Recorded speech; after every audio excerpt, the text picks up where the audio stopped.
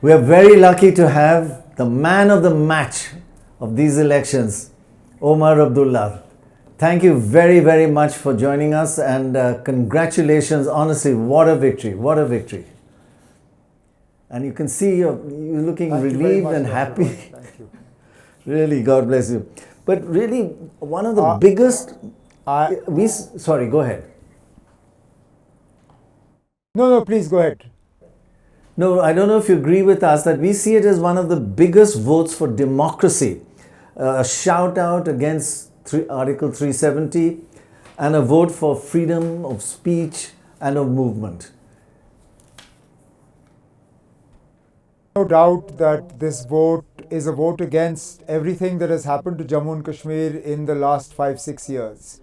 The fact that Jammu and Kashmir has had to wait 10 years for another assembly election, the fact that since 2000 directly governed by through its hand-picked representatives here, the fact that the intelligence agencies of the police and the laws at their disposal were weaponized to harass people, to arrest them, detain them, to withhold their passports and things like that.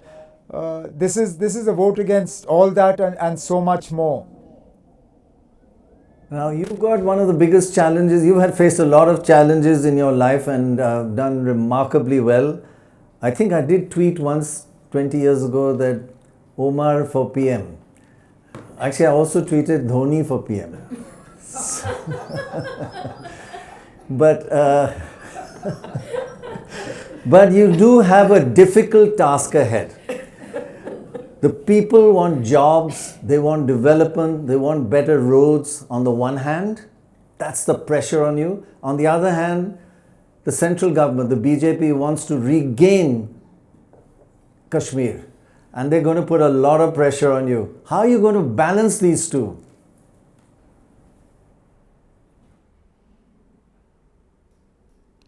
Well, there's no doubt that it's going to be sort of difficult coming up to people's expectations, because the expectations are high. People haven't had an elected government since 2018.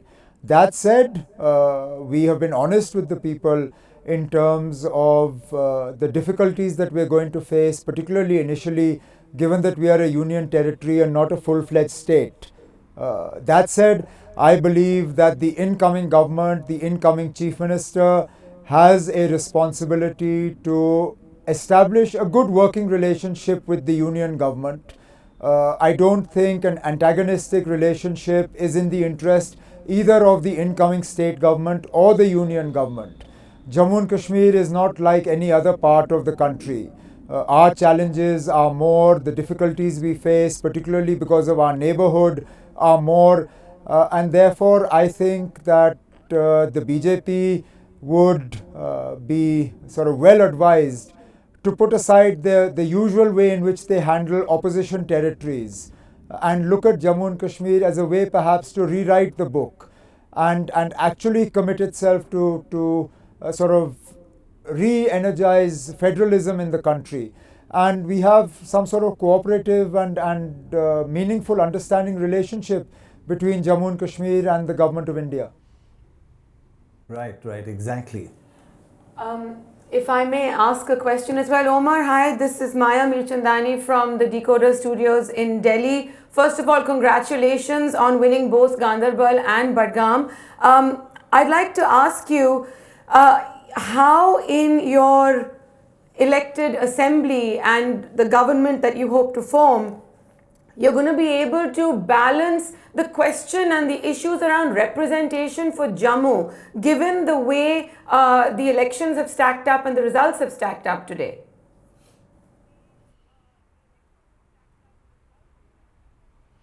Look, that obviously is going to be a challenge for the incoming government. And I think the Chief Minister, once elected, will have to visit Jammu and give people the sense of belonging, that this government is not going to run on partisan lines. It's not going to run on party political lines. It's not going to be a government just for the people that voted for this government.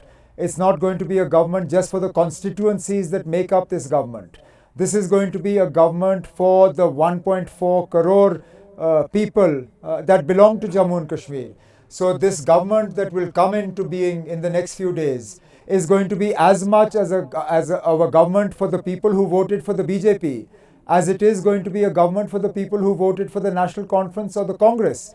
And I think that is something that the incoming government will have to very quickly move into Jammu and convince people of.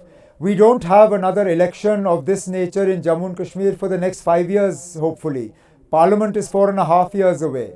And therefore, I think if we were to start running a government on partisan or party political lines from day one, it would be a huge injustice to the people of Jammu and Kashmir. And therefore, regardless of how Jammu has voted, they have a right to a government. They have a right to a government that looks at their problems and works to solve them. And I hope that this will be that government. You started by saying the next chief minister will have to do this and that, but you were speaking to the next chief minister. We are speaking to them. And he was also speaking to her.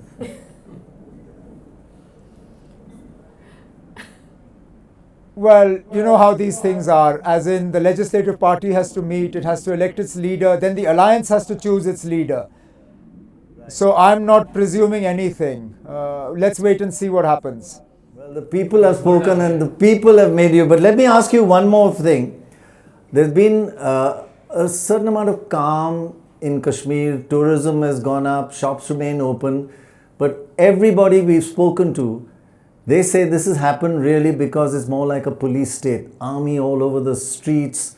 There's these troops everywhere. So that is a kind of false calm.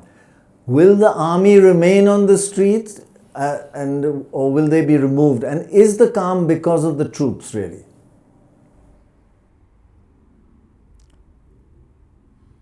Look, at the moment, this is not a matter that the incoming state government will be able to decide on, because we are a union territory.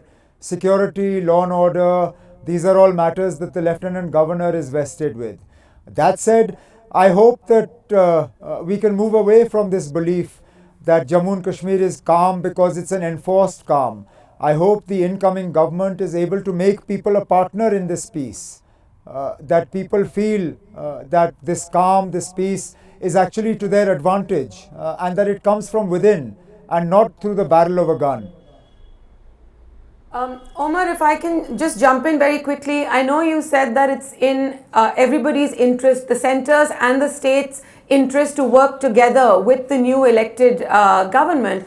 But are you concerned about issues like a return to statehood, the question of domicile laws, and even the question of the expanded powers of the Lieutenant Governor? You've heard a lot of people today after the results worry about, another Delhi-like situation possibly for Jammu and Kashmir.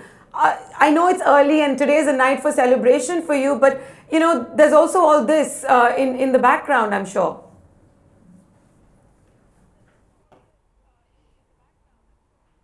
No, I mean, obviously, these celebrations are tinged with a huge dose of reality. And the reality is we are a union territory. And this is in itself a new experience for us in Jammu and Kashmir. This is the first time we'll have an elected government in this union territory.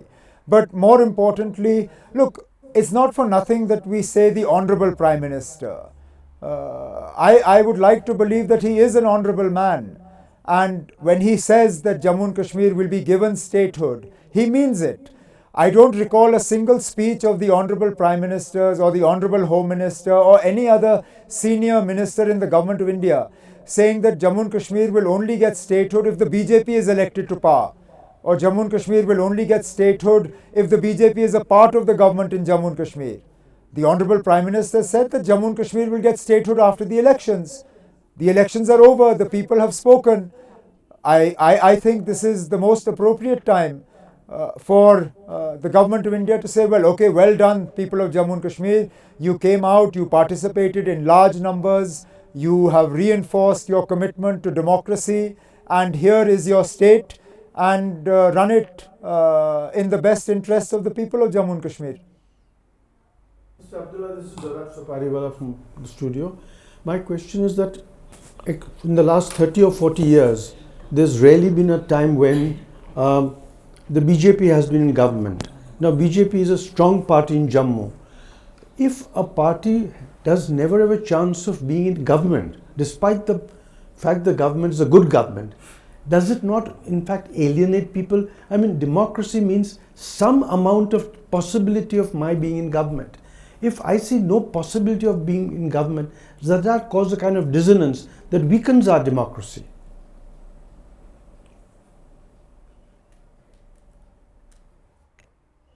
Look, we run a first past the post system. This is a parliamentary system of democracy. The majority make up the government. Now, you can't punish the people of Jammu and Kashmir simply because the BJP can't make the numbers. Look, they haven't made the numbers this time. But then who knows what the future will bring for them? But you know, they're not even in a coalition most of the time. Creating there is a hostile relationship, right?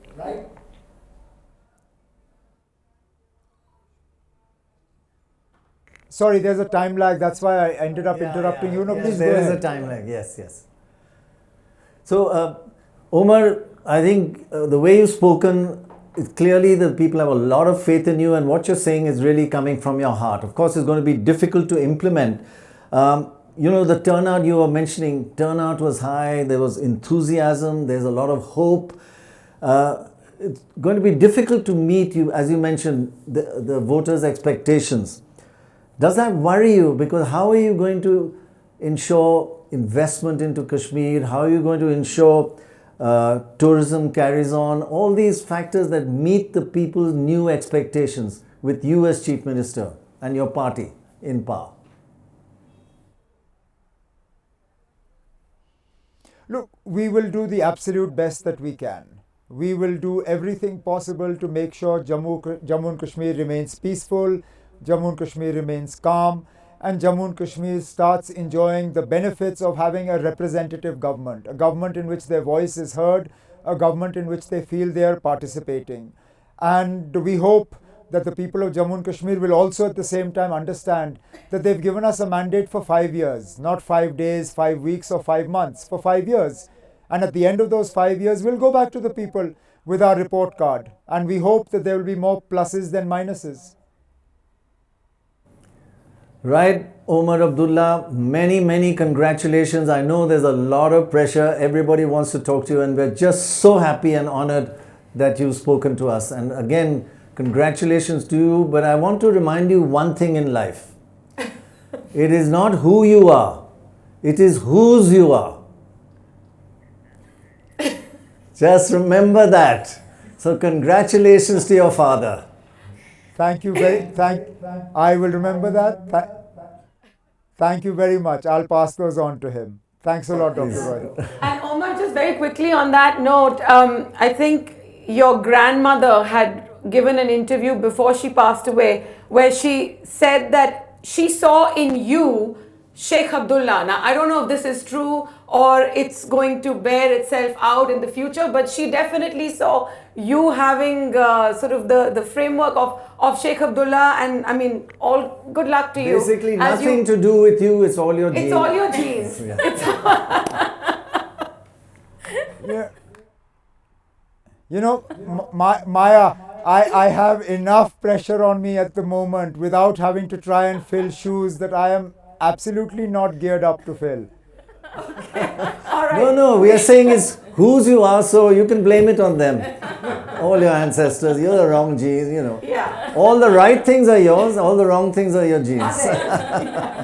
God bless you. Thank you very much for being with us. Thank you and congratulations. I can live with that. Thank you. Thank you. All the best.